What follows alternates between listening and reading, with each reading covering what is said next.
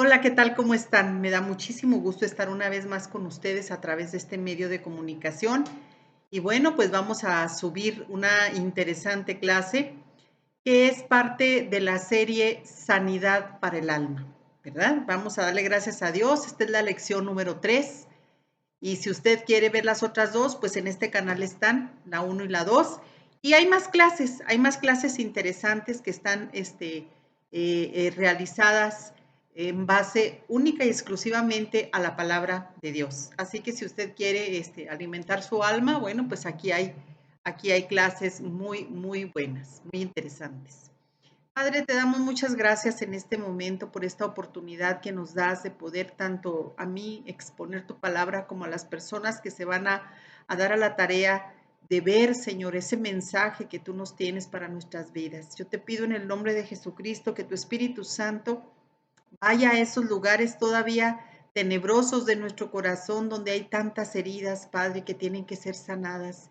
Y para eso, Señor, tú viniste a morir en una cruz para darnos sanidad en el alma, en el cuerpo, para darnos una abundancia de vida y sobre todo darnos esa paz que sobrepasa todo entendimiento. Te pido, Espíritu Santo, que pongas las palabras correctas para yo, Señor, poder expresar de tu palabra santa y que llegue a esos corazones directo, que se revele tu palabra a las vidas de las personas que los estén mirando estos videos. Lo pedimos en el nombre de nuestro amado Señor Jesucristo. Amén y amén. Y bueno, como les dije, estamos en la lección número 3, Sanidad para el Alma, es la serie. Y bueno, pues tenemos que hacer un énfasis muy importante de cómo estamos nosotros hechos por parte de Dios, ¿verdad? Estamos compuestos en tres partes. Somos seres tripartitas, somos cuerpo, alma y espíritu. Y bueno, pues es fácil identificar nuestra parte exterior, ¿verdad? El cuerpo. Podemos verlo todos los días cuando nos ponemos en el espejo, cuando usted y yo estamos arreglándonos, pero la parte interior está compuesta del alma y del espíritu. Es en el espíritu donde viene a vivir el Espíritu Santo cuando usted y yo recibimos a Jesucristo en nuestra vida como nuestro único y suficiente Salvador. ¿Por qué yo le comento esto? Porque sí es bien importante, mucha gente ignora esto y ha creído que una religión le puede cambiar, le puede traer la seguridad de que usted cuando muera va a pasar la eternidad con Dios y no es así, ¿verdad? Tenemos que saber que si tenemos a Jesús en nuestra vida, en nuestro corazón y creemos en el sacrificio ahí en la cruz y creemos que es el plan perfecto de Dios para la humanidad, su Hijo amado, entonces usted y yo estamos en el camino correcto. Pero si no tenemos a Jesucristo, si lo mezclamos con otras cosas, eso ya no es, ya no es. Entonces, en nuestro espíritu, bueno, pues difícilmente va a estar el Espíritu Santo, claro que no. Cuando usted y yo recibimos a Jesucristo, por supuesto que el Espíritu Santo viene a vivir en nosotros, nos nacemos de nuevo espiritualmente, ¿verdad? Es decir, cuando hemos tomado, otra vez le repito, la decisión de entregar nuestra vida y seguir a Jesús, que ya lo recibimos como nuestro único y nuestro suficiente Salvador. Nuestro espíritu se convierte en la morada de Dios y como Dios no puede estar en un lugar que no es completamente santo, santo quiere decir apartado, el espíritu humano es santificado en ese momento. Dios nos aparta y dice la Biblia que Él es celoso.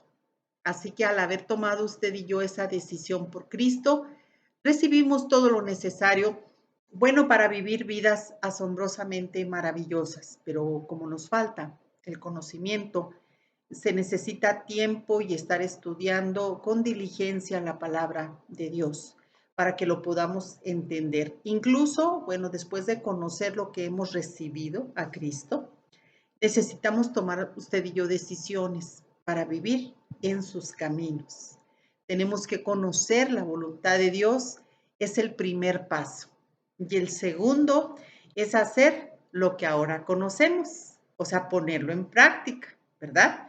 Dice Santiago en la Biblia, Santiago capítulo 1, versículo 22, dice, no solo escuchen la palabra de Dios, tienen que ponerla en práctica. De lo contrario, solamente se engañan a sí mismos.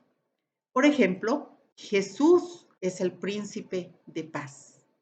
Y como Él está morando ya en mí, podemos nosotros gozar de su paz. Sin embargo, pues a lo mejor todavía seguimos preocupados por tantas y tantas cosas, sintiendo ansiedad, experimentando emociones erráticas como inestabilidad, incoherencia, irregularidad. Una vez que decidimos continuar nuestra vida sin la tendencia a ser manipulados por nuestras circunstancias, vamos a comenzar el proceso de entrenar la parte emocional de nuestra alma. ¿Para qué? Para que esta, que es la verdadera esencia de lo que usted y yo somos, porque el alma, déjeme explicarle, es el asiento de las emociones, de las pasiones, de la voluntad, del intelecto, o sea, de la mente.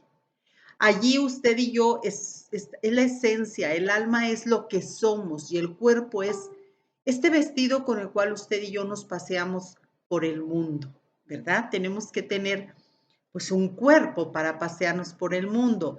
Entonces, ya recibimos a Cristo, ya tenemos el Espíritu Santo en nuestro espíritu porque nuestro espíritu nació de nuevo, pero nuestra alma no. Nuestra alma tiene que ser cada momento de nuestra vida, mientras estemos en este mundo, usted y yo, va a estar siendo regenerada, renovada. Pero también tenemos que anhelar esa renovación, esa regeneración. Y eso tenemos que estarle pidiendo a Jesús y estar teniendo una vida consagrada a Él, conocer de su palabra, ponerla en práctica, como lo acabamos de ver.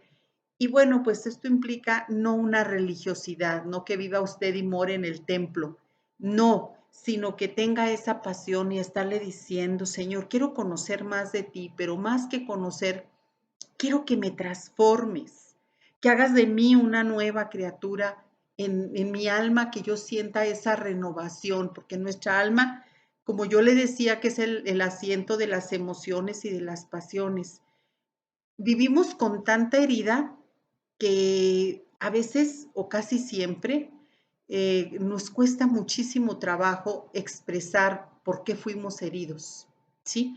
Y esas heridas, haga de cuenta que van guardando el dolor, como que lo llega a forrar como un saquito, como lo encapsula el dolor, esas heridas. ¿Por qué? Porque no las hablamos, no hablamos lo que nos hirió en algún momento de nuestra vida, cuando estamos sobre todo pequeños, que somos niños, que somos gente vulnerable. Y muchas veces también esas heridas nos las causan, bueno, pues en nuestra adolescencia y aún en la adultez. Y en esas heridas se va acumulando también el resentimiento y luego la amargura, tantas cosas. Que Dios, cuando usted viene a sus pies y recibe a Jesús, Dios quiere sanar su alma y la mía. Y dice la segunda de Timoteo, capítulo 2, verso 1, dice, tú, pues, hijo mío, esfuérzate en la gracia que es en Cristo Jesús. Tenemos que esforzarnos cada día. Es importante recordar esto, que Él va a perfeccionar la buena obra que ha comenzado con nosotros. Nuestra parte, ¿cuál es nuestra parte? Es proseguir, como dijo el apóstol Pablo, hacia la meta y nunca rendirnos, ¿verdad? Y finalmente, poco a poco, nuestra alma encontrará un descanso en Dios. Dice Filipenses 1:6, dice, estando persuadido de esto, que el que comenzó en vosotros, o sea, en nosotros, la buena obra, la perfeccionará hasta el día de Jesucristo. Él cada momento de nuestra vida nos va a estar cambiando, nos va a estar renovando, nos va a estar sacando a la luz aquellas partes heridas de nuestro corazón en las cuales hay obscuridad, porque mientras usted y yo callamos, estamos dándole un derecho legal al diablo para que él siga atormentándonos. El estar heridos, el no hablar de esas heridas que usted y yo sufrimos en algún momento de nuestra vida, nos convierte en bombas de tiempo que Satanás en cualquier momento detona. ¿Qué le quiero yo decir? Le voy a poner un ejemplo muy claro.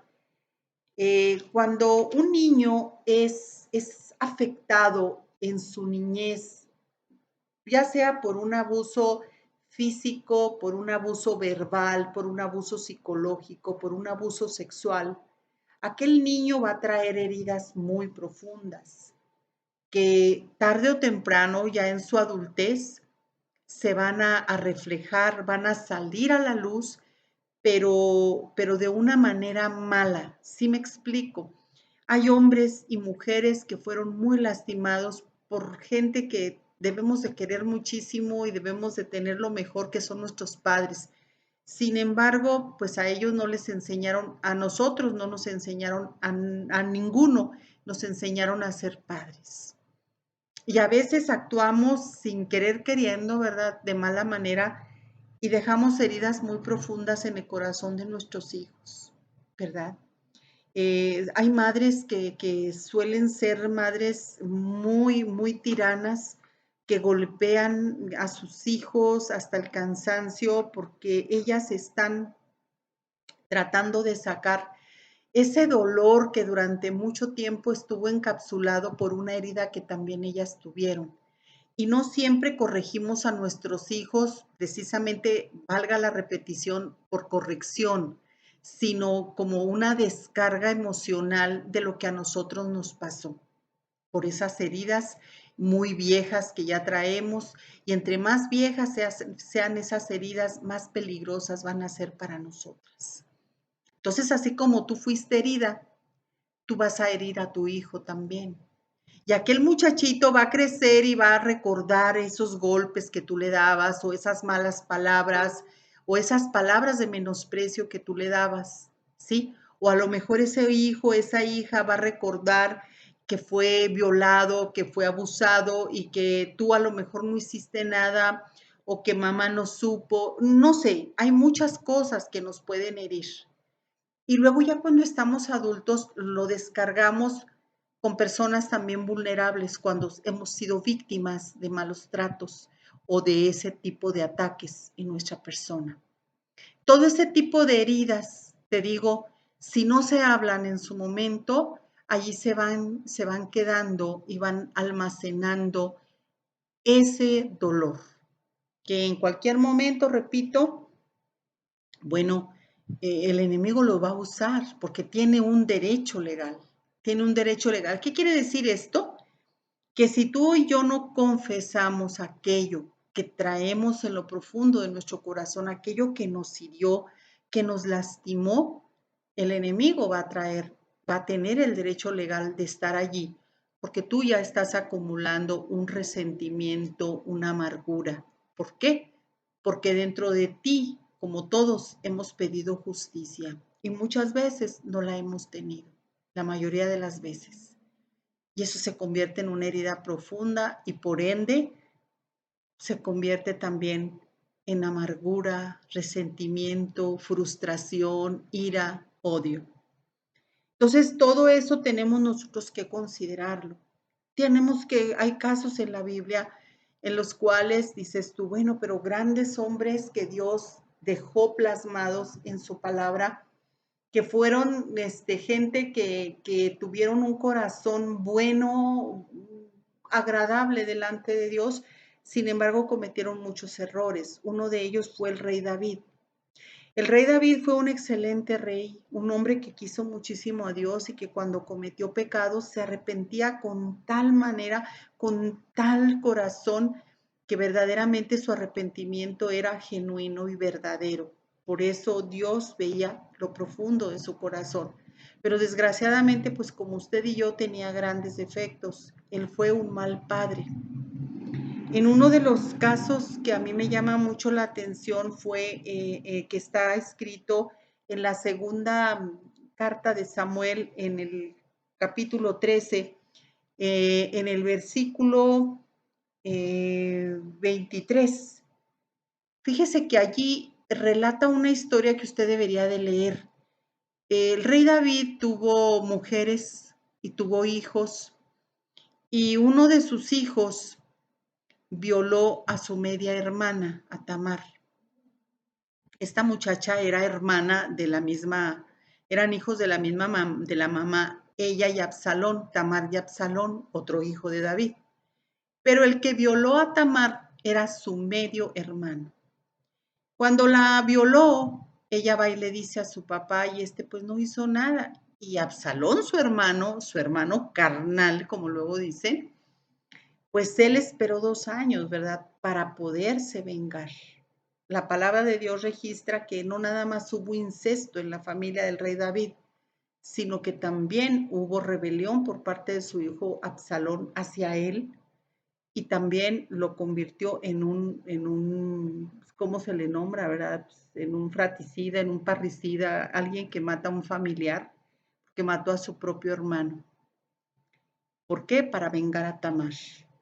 Entonces, aquí estamos viendo, fíjese, si usted lee este capítulo tan interesante de la palabra de Dios, se va a dar cuenta que Absalón pasó 2 años rumiando ese rencor, esa ira, esa herida la traía abierta. Pasaron 2 años para que él cometiera ese crimen contra su medio hermano, por haber violado a su hermana. ¿Qué le quiero yo decir con esto? Le quiero yo decir que hay heridas que usted las trae allí como en stand-by esperándolo nada más, que ya pasaron hace muchísimo tiempo, pero llega el momento en que usted dice, ahora es el tiempo que las saque a relucir, para poderse desquitar, para poder hacer cosas que a lo mejor a usted también le hicieron, y usted lo va a hacer con personas que ni culpa tienen. O sea, así es como nosotros los seres humanos actuamos. Y tenemos que hablar porque una persona que no habla es una persona que va acumulando en esa herida mucha frustración y mucho rencor, mucha amargura, que no nada más es eso, sino que van a venir otras cosas como ira, agresividad. Cuando usted escucha a una persona hablar con agresividad es porque esa persona está profundamente herida, pero hay heridas que se ocultan perfectamente bien con otras cosas. ¿Sí me explico? Dice la palabra de Dios en el Nuevo Testamento, dice la palabra de Dios en Lucas capítulo 11, y ahorita le voy a dar el versículo para que los busque. Jesucristo diciéndole a sus discípulos que cuando el hombre, o sea, el ser humano llega a los pies de él, claro que él no lo está haciendo así, el que venga a mí, no, no. Él estaba comentando la importancia que es venir a Dios. Lucas 11, del 24 al 28, dice que el espíritu inmundo, lo que hay dentro de nosotros, sale, pone una parábola para ponernos el ejemplo Jesús de que cuando usted y yo estamos dispuestos a estar siendo renovados por el poder del Espíritu Santo, esos malos espíritus que habitan dentro de nosotros tienen que salir, ¿sí? Pero muchas veces usted y yo descuidamos esta limpieza que Dios está haciendo continuamente con nuestras vidas. Y dice que el espíritu inmundo sale, pero que después quiere volver a su casa de donde fue echado, o sea, de usted y de mí, pero que se trae 7 espíritus peores. O sea, el diablo con sus secuaces siempre va a estar trabajando en equipo y van a estar no nada más viniendo un espíritu inmundo dentro de usted, va a haber varios para ocultarse unos con otros. Por ejemplo, una persona que fue abusada o que fue, mejor dicho, violada, es una persona que no va a decir ese evento tan trágico que ocurrió, pero la va a ver usted, es una persona que va a actuar muchas veces con agresividad, con baja autoestima, va a ser una persona que va a tener un carácter con mucha amargura y usted va a decir, bueno, pues es que así es, tiene fuerte carácter o es agresivo, es agresiva. Pero detrás de aquello hay un espíritu, una raíz que se esconde tras esas apariencias. Por eso un espíritu inmundo trae otros 7 peores para poderse ocultar. Cuando llega Jesucristo a nuestras vidas, Él empieza a sacar todo a la luz, todo aquello que a usted y yo nos hirió. Y si nos enseñamos a platicar con las personas indicadas en nuestra iglesia, con personas que estamos capacitadas para poder platicar, para poder escucharle a usted sobre esas situaciones que usted pasó. Créalo que va a ser un logro bien importante para que su alma sea renovada cada vez más y más. El libro de Hebreos dice que creyendo como logramos, es como logramos entrar en el descanso de Dios. Le recomiendo que lea Hebreos 4, versículos 3 al 10. Cuando nosotros ponemos nuestra confianza, nuestra fe y dependemos de Dios y sus promesas para nosotros, comenzamos a experimentar un alma saludable. Pero sobre todo, si nosotros empezamos a clamar a Dios para que nuestra alma cada día sea regenerada y nos muestre esos lugares oscuros donde todavía no está el Espíritu Santo, crea lo que vamos a encontrar ese descanso en Él. Hallaremos ese descanso porque la voluntad del hombre, la voluntad suya y la voluntad mía es parte del alma. Y nosotros tenemos que usar la libertad de elección que Dios nos ha dado para escoger hacer la voluntad de Dios. Y si la palabra de Dios nos dice que no hagamos algo y aún así lo hacemos a sabiendas que vamos a salir perjudicados, pues no vamos a tener descanso en nuestra alma. Como les repito, ¿verdad? Si nosotros confiamos y ponemos por obra lo que Él siempre nos está enseñando en su palabra, vamos a hallar ese descanso que necesitamos. Todos iniciamos, ¿verdad? Nuestro caminar con Dios siempre muy caprichosos, obstinados, pero tenemos que cambiar para poder lograr hacer la voluntad de Dios, porque por supuesto es un proceso doloroso, ¿verdad? Nosotros somos, como dice el apóstol Pablo, somos bebés espirituales, o sea, estamos apenas naciendo cuando recibimos a Cristo, muy parecidos a los bebés naturales, ¿verdad? Ambos queremos las cosas a nuestra manera y nos molestamos cuando estamos pequeños y no las conseguimos.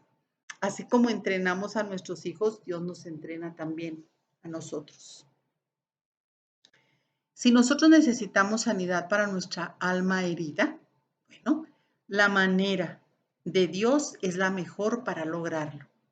Siempre que cedamos, usted y yo, a hacer la perfecta voluntad de Dios, aprendemos a soltar las cosas a las cuales nos aferramos y confiamos en Dios lo suficiente para hacer lo que Él dice. O sea, nuestra vida se tornará cada vez mejor y nuestra alma, repito, estará disfrutando del descanso, porque es muy lamentable. Hoy en día vemos muchísima gente muy afanada, todos los días. Claro que todos tenemos necesidades, por supuesto que todos tenemos que trabajar, claro que todos tenemos que sobrevivir en este mundo, por supuesto, nadie está negando eso. Pero hay gente que de veras, discúlpeme la expresión, como dice la palabra de Dios también, ¿verdad? Vivimos como mulos, como caballos sin entendimiento, ¿verdad? O sea, como animales. Trabajamos para vivir y vivimos para trabajar, nada más. Y no nos ponemos a pensar que Dios nos creó no para eso nada más, sino para que cumplamos el propósito por el cual Dios nos creó. De verdad, y yo lo he dicho siempre, que mucha gente se muere y nunca supo cuál fue su propósito en esta vida. Siempre estuvo afanoso, siempre estuvo pensando en los problemas, en las cosas de este mundo, preocupándose antes de tiempo, estresándose, ahora es la palabra de moda, ansiedad también es otra palabra de moda, entre comillas, pero en realidad es, es una forma de estarnos perjudicando a nosotros mismos porque no hemos conocido la perfecta voluntad de Dios, porque no conocemos lo que Dios quiere para nosotros, porque no le hemos creído a Dios. Por eso no entramos en el descanso de Dios, ¿verdad? Porque mientras más confiemos en Dios, más fácil se va a volver la vida porque descubrimos que lo que le entregamos a Él Él se ocupa de ello. Y se lo digo yo por experiencia, yo siempre les digo a las mujeres, les digo, miren, yo le pido a Dios, como lo estoy haciendo ahorita en este momento, Digo, Señor, tú preocúpate en arreglar mi situación, mi vida, lo que yo te he pedido. Encárgate de mis cosas y yo me encargo de las tuyas. Y dirá usted, ¿cómo? ¿Cómo que tú le dices a Dios, encárgate de mis cosas y yo me encargo de las tuyas? Claro, pero por supuesto, porque usted y yo tenemos cosas que es imposible para nosotros, pero para Dios no.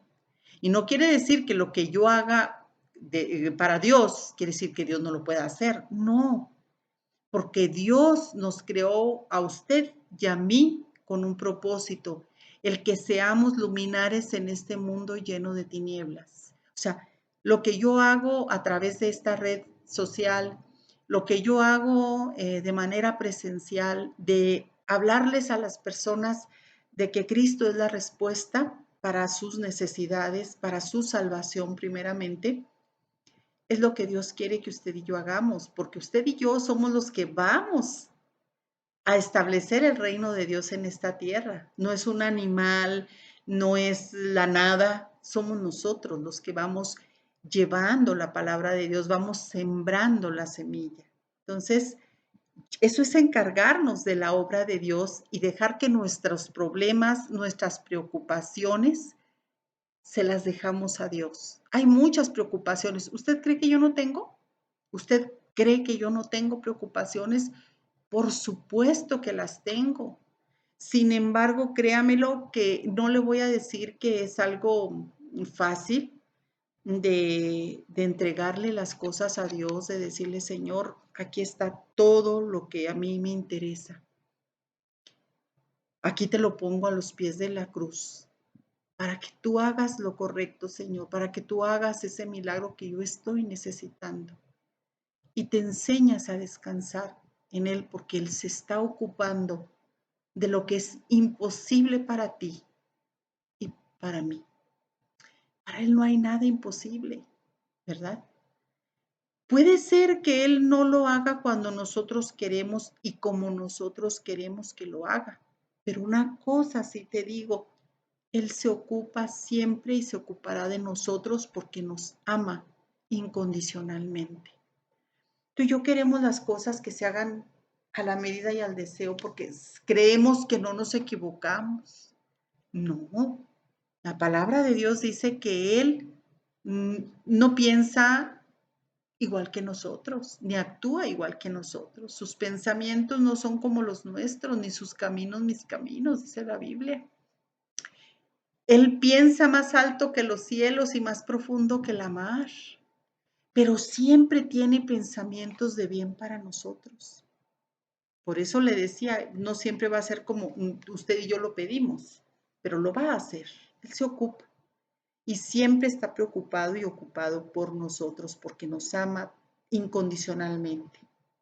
Así que de tal manera, dice la palabra, de tal manera amó Dios al mundo que ha dado a su Hijo unigénito para que todo aquel que en él crea no se pierda, mas tenga una vida eterna.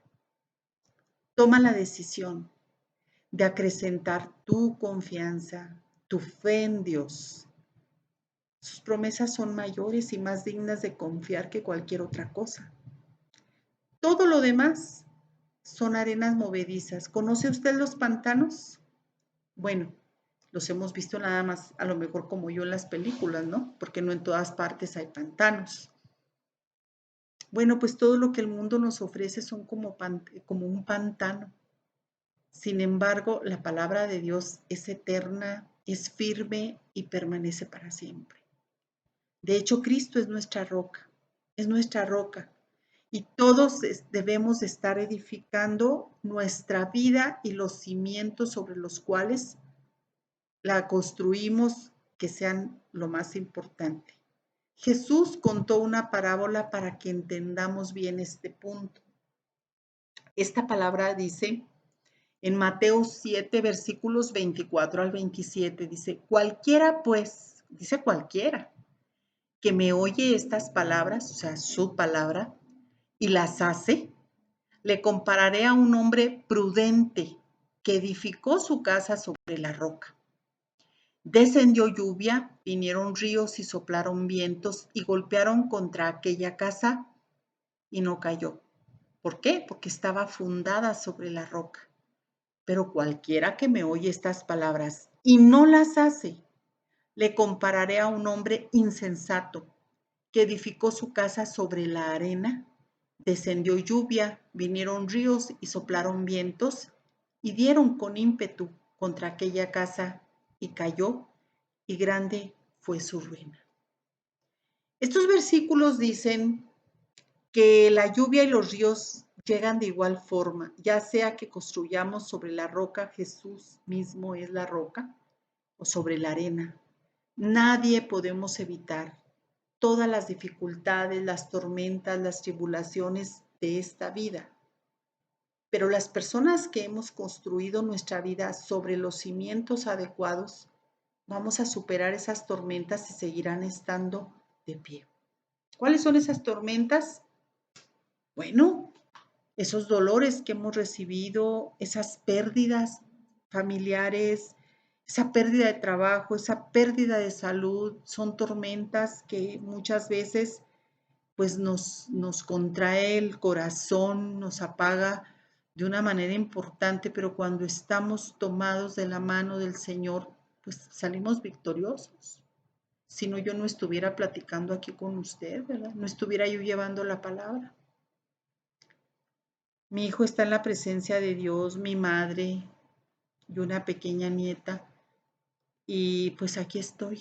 ¿Usted qué cree? ¿Que no me dolió en su momento muy fuerte? Y ahorita pues ellos viven en mi corazón, en mi pensamiento, en mi corazón, pero de una manera tranquila. Porque yo sé perfectamente, Dios, que un día los podré ver.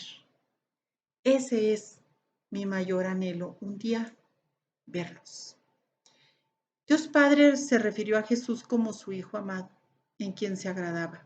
¿Se acuerda usted cuando lo estaba bautizando Juan? Bueno, el nombre de David el salmista significa el amado de Dios.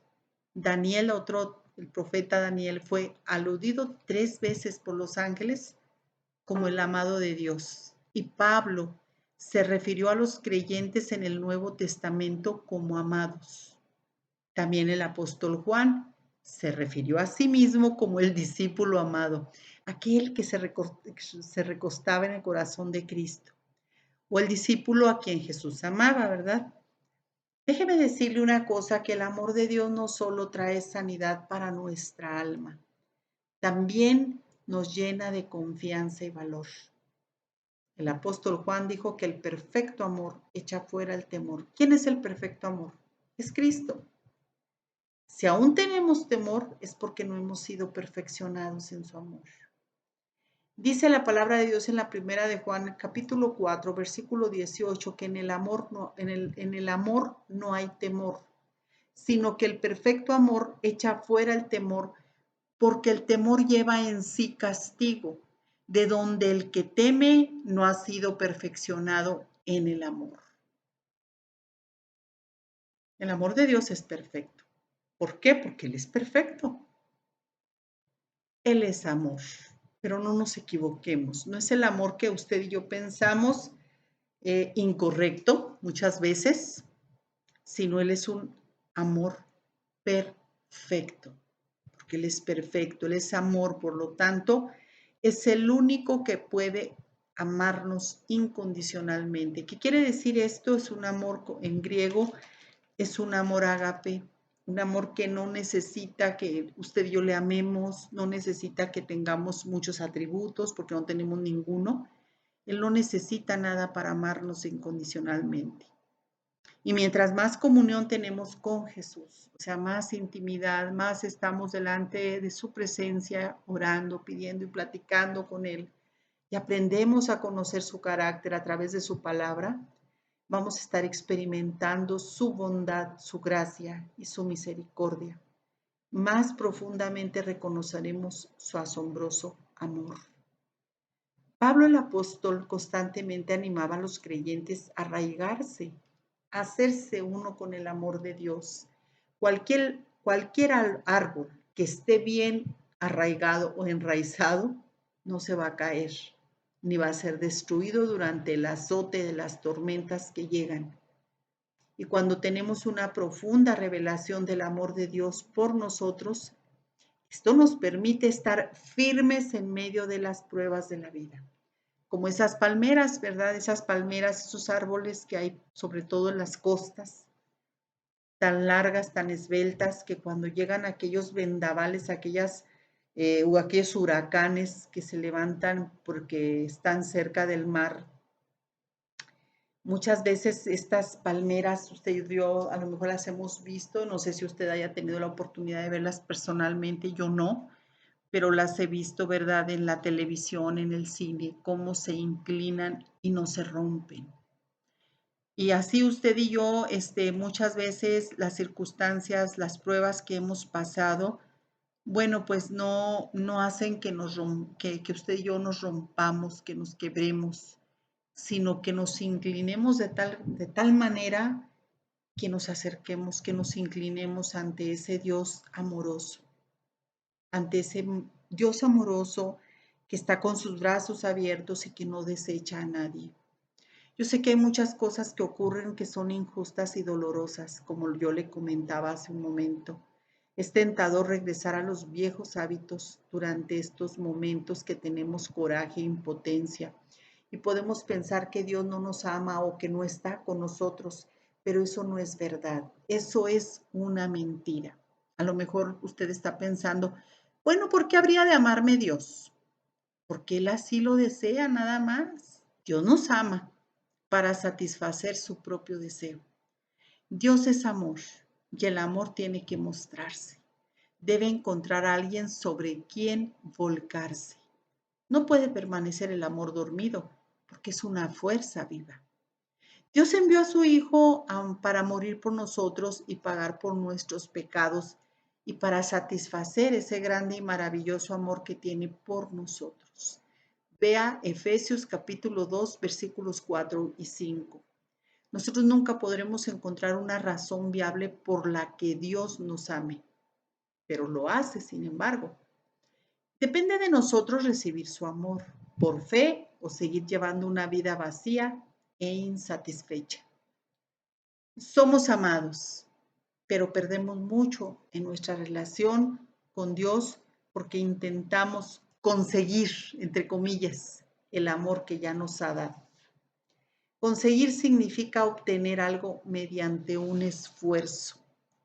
No podemos conseguir que Él nos ame, para nada, porque ya lo hace y siempre lo hará. Él declara en Jeremías 31:3 que nos ama con amor eterno. Es un amor que no tiene fin. Y me encanta, Romanos 8:38 y 39 dice, por lo cual estoy seguro que ni la muerte, ni la vida, ni ángeles, ni principados, ni potestades, ni lo presente, ni lo porvenir, ni lo alto, ni lo profundo, ni ninguna otra cosa creada nos podrá separar del amor de Dios, que es en Cristo Jesús, Señor nuestro. Cualquier cosa, para usted que me está viendo, cualquier cosa que haya ocurrido en su vida, que haya dejado heridas profundas, no tiene por qué seguir atormentándole. Dios dice en su palabra que su amor nos ha guardado del pozo de la destrucción. Ver Isaías 38:17. Jesús fue enviado a sanar a los quebrantados del corazón, a vendar sus heridas y sanar el dolor. Deje que su amor comience a hacer ahora mismo la obra de sanidad y restauración de corazón. Dice la palabra del Señor en Isaías 61, versículos del 1 al 3, dice, el Espíritu de Jehová, el Señor, está sobre mí, porque me ungió Jehová.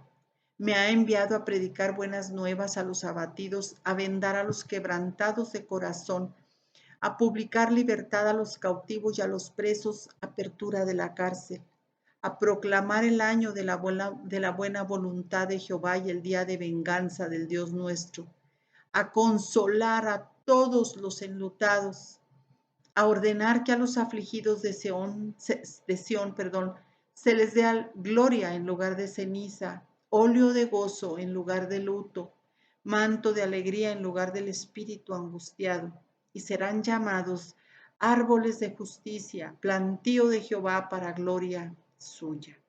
Esto habla de la persona de Jesús. Él está siendo reflejado aquí.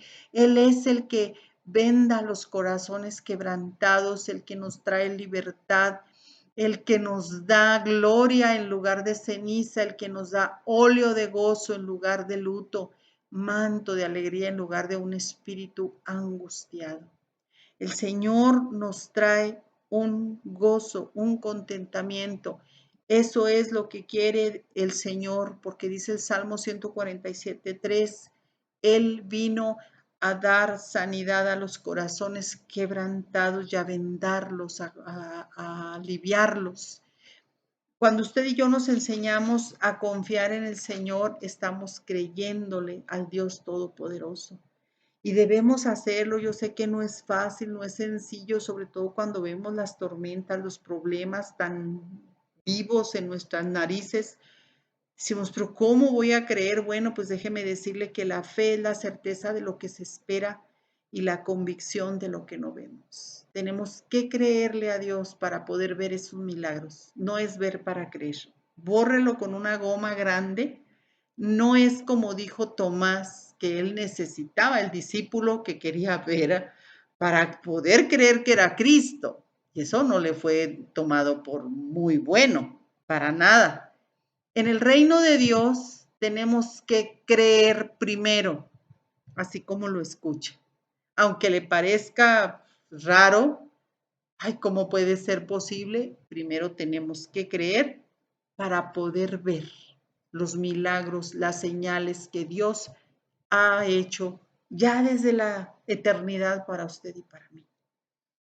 Yo deseo que esta clase haya sido de gran bendición para usted y sobre todo que piense muy bien todo lo que estuvimos hablando. Si usted trae heridas muy viejas, dígale, Señor, en esta hora pongo mi corazón herido. Tú sabes que yo fui víctima de esto, de aquello, de todo aquello que le haya ocurrido y que el Espíritu Santo le esté trayendo a memoria.